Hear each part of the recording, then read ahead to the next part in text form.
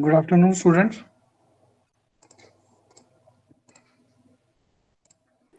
Good afternoon, sir. Good Good afternoon. afternoon, sir. Good afternoon, Hitesh. Good afternoon, Priya.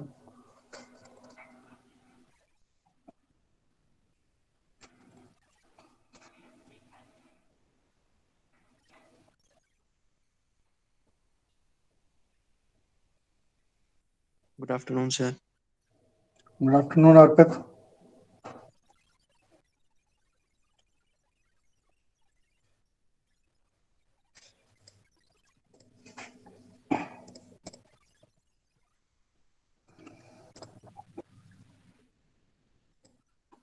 So today we will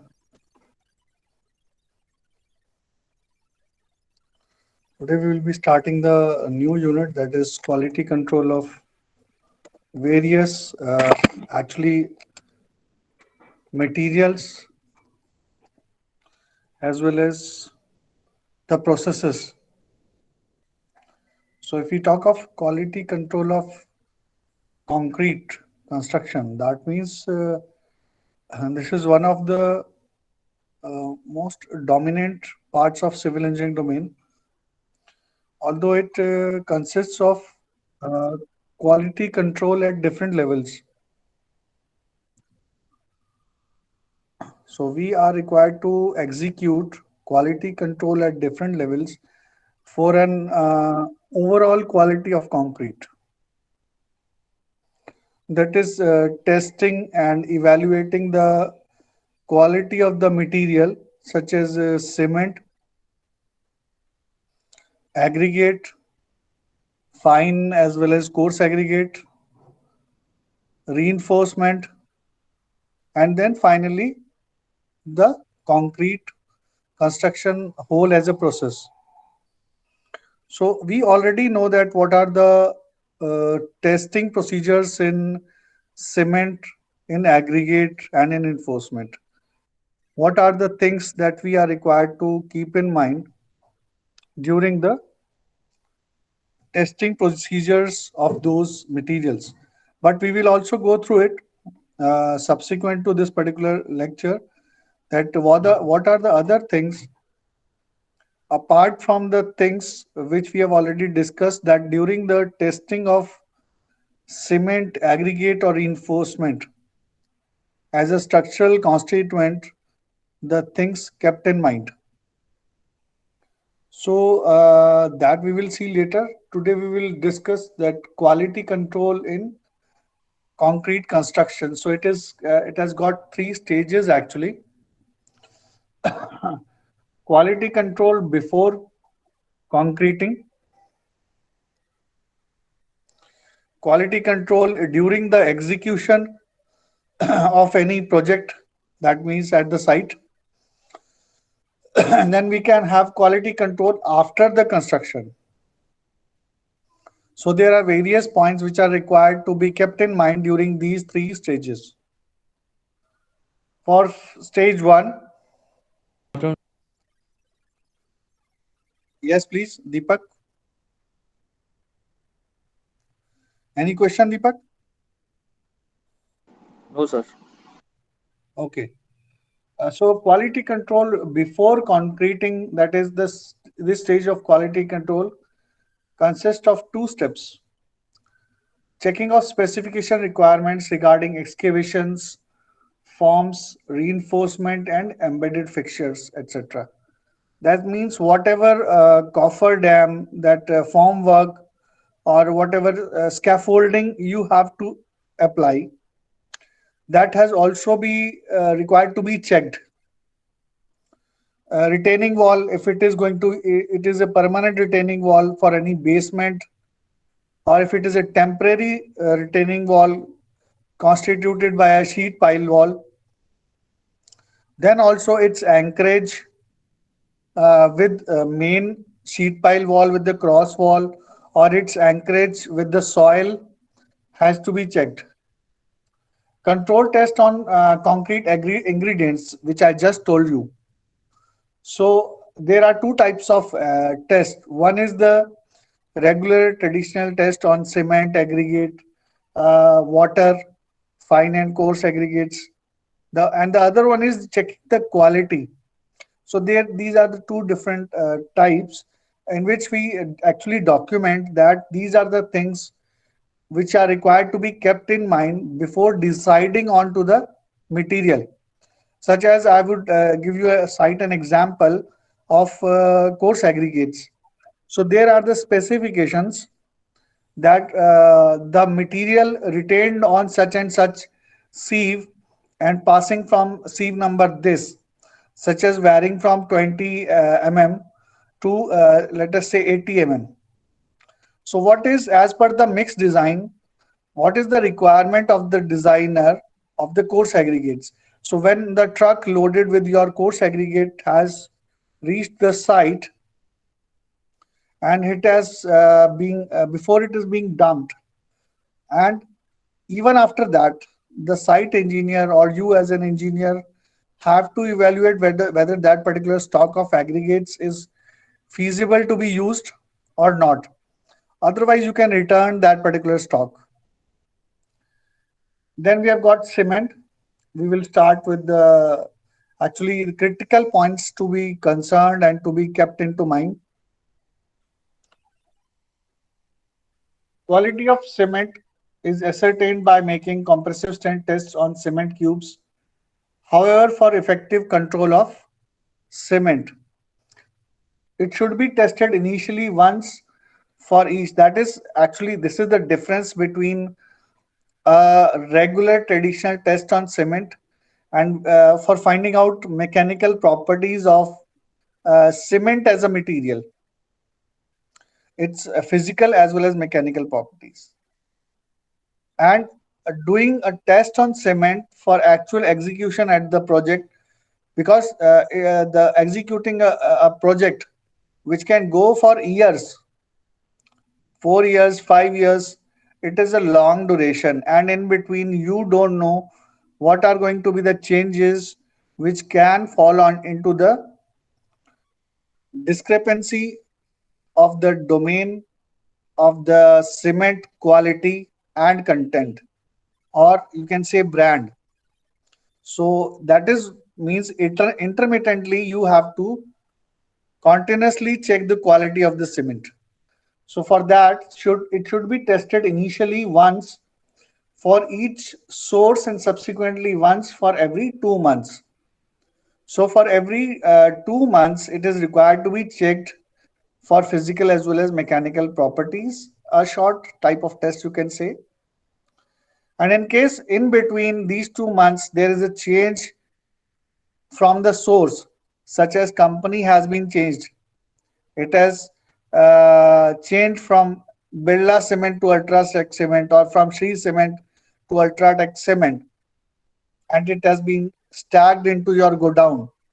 So you are required to check it when it is being supplied to you onto the site. Although you before placing an order for that, even before that, you are required to have a report from the vendor. Should be protected from moisture. This we know very well that it should always be protected from moisture. Why this particular point has been mentioned here is, whenever we do regular test of cement, it is already mentioned that we are required to protect it from moisture.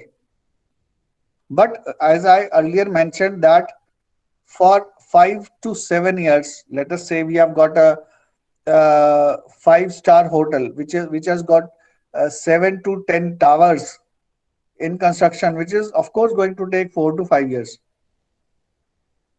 So during that, whether you are doing these particular tests intermittently or not, whether you are maintaining the moisture at the cement storage or not, then should be retested after 3 months of storage. If long storage is unavoidable, should be rejected if large lump are found in cement bags.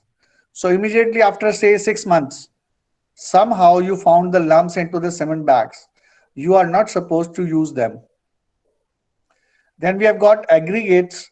One example I have just cited, that what are the critical things required Because once the vendor has supplied you that particular dump or that truck has been dumped at your site, it becomes difficult you as a project engineer to return it. So that is where the sampling comes into picture. Have you sampled it? What was your sampling rate of the incoming material onto the site? Suppose you have got four vendors with 12 trucks. So you have taken the sample out of those dumpers.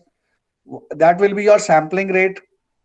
And your own decided sampling rate is going to decide which is the material you are going to keep and which is the material you are going to discard. Concrete aggregate should conform to specified values as per standard specification. This is the point which I mentioned corresponding to the sieving being done into the laboratory earlier to actually procuring the material. The quality of concrete is affected by different physical and mechanical properties: shape, grading, durability, specific gravity, and water absorption.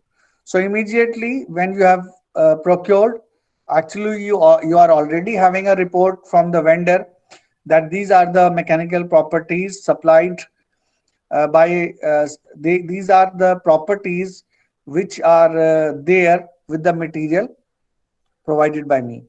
But still, when initially before using that particular material, you are going to test those materials into your lab, which is there at the site. Because every company who is executing big projects, they have their own labs. So whatever the material they procure from the vendor, before using that particular material, they use that material for testing into the lab and finalizing that there is no discrepancy between the report provided by the vendor and at the site. Quality of deleterious materials and organic impurities should also be tested. Bulking of sand is also an important property in several ways. It gives wrong results when volume batching is done.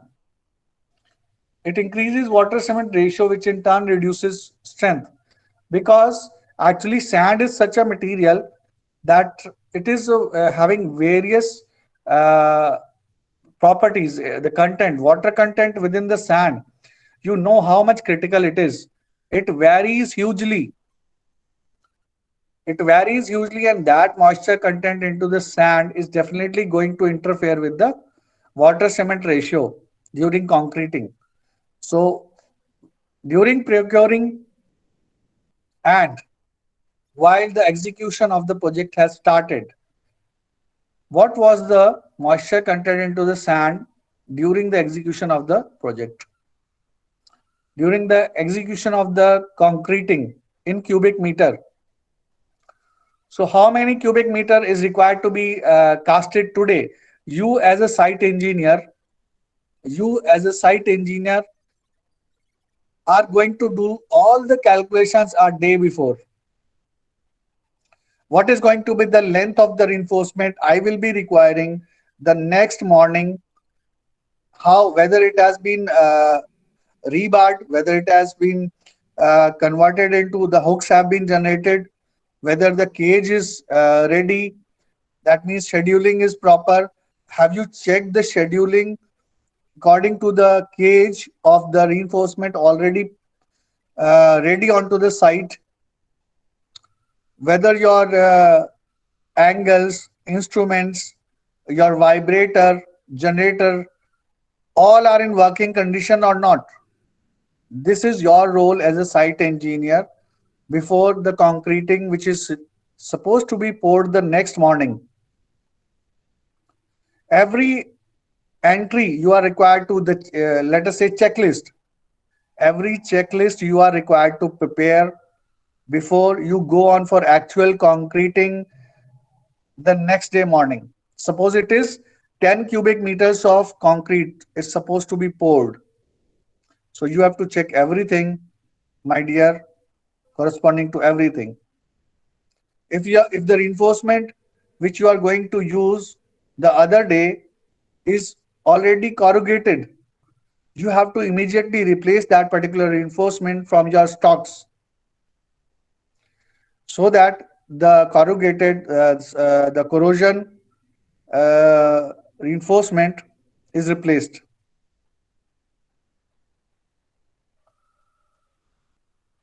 For effective controlled aggregates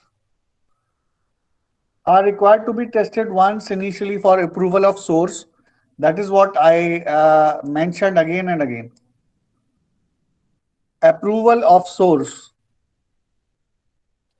So once the source has been approved, then there is very rare chances that you have a bad material from that particular source. So while finalizing the source, you have to be very much critical. Should subsequently be tested once or twice daily for moisture content, and allowed should be made for moisture content of aggregates, because there is a difference in aggregates. Uh, Coarse aggregates, once, as I said, source is finalized and it is okay, they are always going to supply you with a good material to your specifications. But as far as fine aggregates is concerned, that mostly we people used to procure it with due permission from a nearby source. So that is actually comes into our own domain of testing its credibility for the execution of the concreting. Then water again, it is it is not supplied by an external vendor. Most of the time, the companies procure them with their own source from a nearby river or a canal or a water tank, municipality water tank, something like that. So the testing of water falls into your domain, required to be tested in your own lab for checking its credibility for the concreting. The quality of water should be checked for the requirements as specified in respective standard. Chemical analysis shall be conducted for approval of source, because that is also required in initial chemical analysis. Once it is done, then you need not to do that particular chemical analysis again and again. In case of suspended impurities, it is necessary to store water for some time to allow them to settle down. It is quite possible it is temporary impurities and they are going to settle down with the time. In case of doubt, concrete cubes made with this water are tested. This is the best method to check the concreting, which is future ahead, which is going to be executed in a recent future ahead.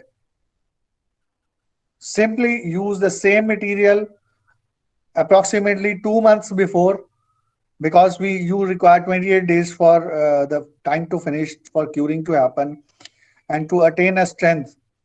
So you can keep a backup time of 2 months, or you can keep 45 days.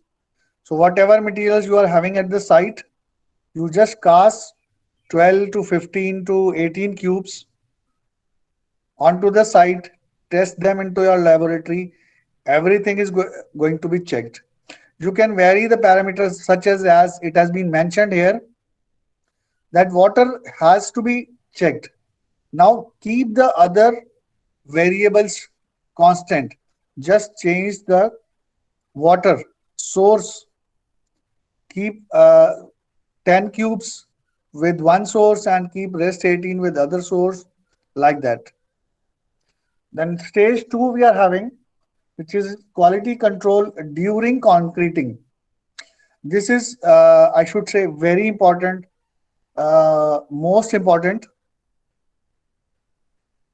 during concreting, because they are actually being responsible for hardened concrete. Although there are some of critical 1 or 2 points which are equally important during the hardening stage, that is at the after construction here, but most of the points are important in during construction. So what is the first one? Is the concrete mix should be designed in the laboratory with the materials to be used on the site. This is very, very important point, the first one. And this is the major discrepancy and the major problem for the structures to fail. What happens? A client asks the consultant, I want my residential house. I am a client. I want a consultancies on such and such address to do mixed design for me. I ask that consultant to do a mixed design for me for M25 concrete or M30 concrete. But do I provide the material to that particular consultant? If it is yes, then everything is going to be fine. But if I am not going to provide the actual material to the consultant for the mixed design, what is going to happen? What is being designed is going to be something else, and what is going to be executed is going to be something else. Because I am also, as a client, uncertain about many materials. I don't know what water I'm going to use, what is going to be the source. I'm uncertain about some things. What is going to be the source of sand at my site? So if I am certain, I am 100% sure. So I will provide the same material for the mixed design purposes to the consultant. The consultant is going to do his or her own calculations, and then subsequent to the calculations, he is going to execute those testing of the cubes into his laboratory and finally giving me the results. So both the things are required to be matched. The second point is, as far as possible, concrete should be batched by weight. If weight batching is not possible, then volume batching may be permitted through proper supervision in the presence of engineer in charge. This we know very well, because this is the point we discuss every time we start the discussion either onto the subject concrete technology, or we are onto the testing corresponding to the concrete technology structures. So weight batching is the best method. During mixing, the mixer should be charged to its full capacity. That is, intermittent adding of the material is not allowed. The material should be fed in proper sequence. The speed of the mixer should be range from 15 to 20 revolutions per minute. Now you know these RPM. We never take it seriously, these RPM. By our own choice, we decide what is going to be the revolutions per minute of a batch mixer. That is the reality. But it is going to affect the segregation, the bleeding at the mixing level. It is quite possible it would not lead to the proper bonds between the constituent materials. So it is required to be kept in mind. Workability of concrete is an important property of concrete while concrete is in its fresh state, because everything leads the hardened properties are dependent upon the workability, because workability leads to whatever pores, what is air void ratio, whatever is the strength of the concrete, whether there is honeycombing or not, because honeycombing will lead to a sudden collapse of your concrete. Therefore, slump test or compaction factor test should be performed to check workability of concrete frequently. About 3 tests should be carried out every 25 meter cube of concrete. So I ask a question, do we actually follow it for every 25 meter cube of concrete? No, we don't. That is why there is the problem, because all these values that doing this particular slump test after every 25 meter cube, this is a value which has come out of a research. It is not like that vaguely this particular number has been written here. Because once you do it, there are many constants during concrete, because 25-meter cube is a huge volume. 25-meter cube is a huge volume. There are certain constants which are varying with the time. The mixture rotation RPM, the which can interfere with the slump. To avoid rehandling of concrete, it should be placed at its final position as far as possible. That is, we should directly place it where it is required to be used. Vibrators should be used for compacting concrete. This is, I should say, in this particular stage number 2, this is the most important point. The vibrating needle, the compaction of concrete, the arrangement of the constituents of the concrete using the vibrating needle is the most important point for every other parameter of the hardened concrete, because as compact as possible your concrete is going to be there, which can be achieved with following all the specifications of the vibrating needle, how it required to be operated, for what continuous time it should be operated, what should be the frequency of the vibrating needle, what should be the length, and again what should be the during the design of the reinforcement. During the design of the reinforcement, what is the congestion level of the reinforcement which is allowed? आप vibrating needle में सब कुछ अच्छा कर रहे हो. You have got a new vibrating needle, you have followed every specification, but the reinforcement is so congested that your vibrating needle cannot penetrate to a depth. Suppose you have got a deep beam. You have got a deep beam which is required to be concreted well, but due to the high congestion of the reinforcement into that beam, scaffolding, shuttering of the beam which is supported onto the scaffolding, you are unable to just shift your vibrating needle to the bottommost layer of the reinforcement, where what has happened, the concrete has accumulated in lumps, and there you have got high voids. So honeycombing is going to be very much dominating in that part of that particular deep beam. So that consideration has to be kept in mind every time you are going to use vibrating needle. That is the best way out for a good compacted homogeneous concrete. The insertion spacing of internal vibrators should not be more than 0.6 meter. It should be drawn out slowly so that no holes remain in the concrete.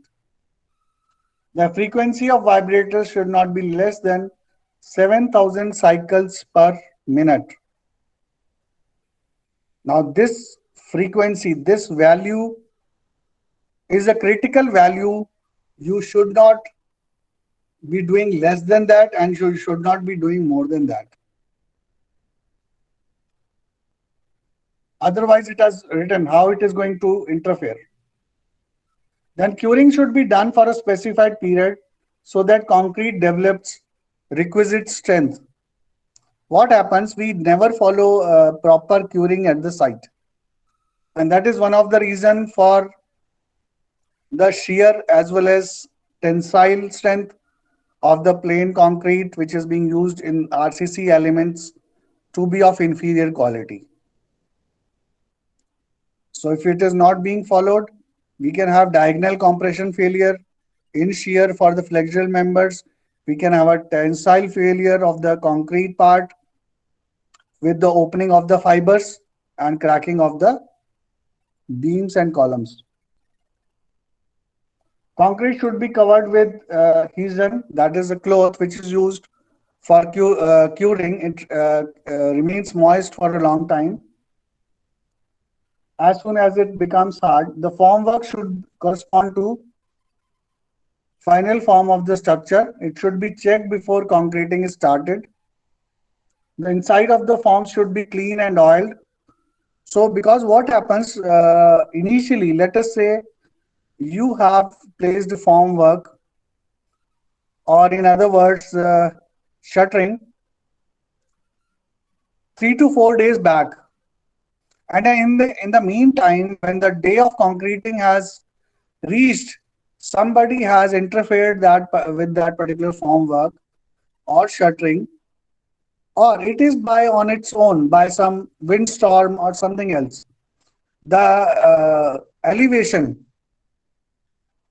the setting of the sheet shuttering has been changed. Whatever there was gradual inclination, we have got it is changed. Some screws have opened up. So what happens in big projects, let us say 15 to 20 story building, you as an engineer, you don't know that at third floor for such and such beam number 20, such and such shuttering work has opened or it has got loosened. So in case it is loose, what is going to happen? It is going to, the lot of material of concrete is going to come out of that particular shuttering, and when after 14 days you are going to check the concrete of that particular structure, it has already hardened. You cannot do anything, and the cross sectional area of your beam has changed. The inferior concrete you are having with a different cross sectional area which is of no use. Though structural design has altered altogether. These are the problems we people face when we don't follow the already document specifications for execution. Concrete should be protected from hot and cold weather at early ages, because that is the chemical reaction time of all the constituents of the concrete.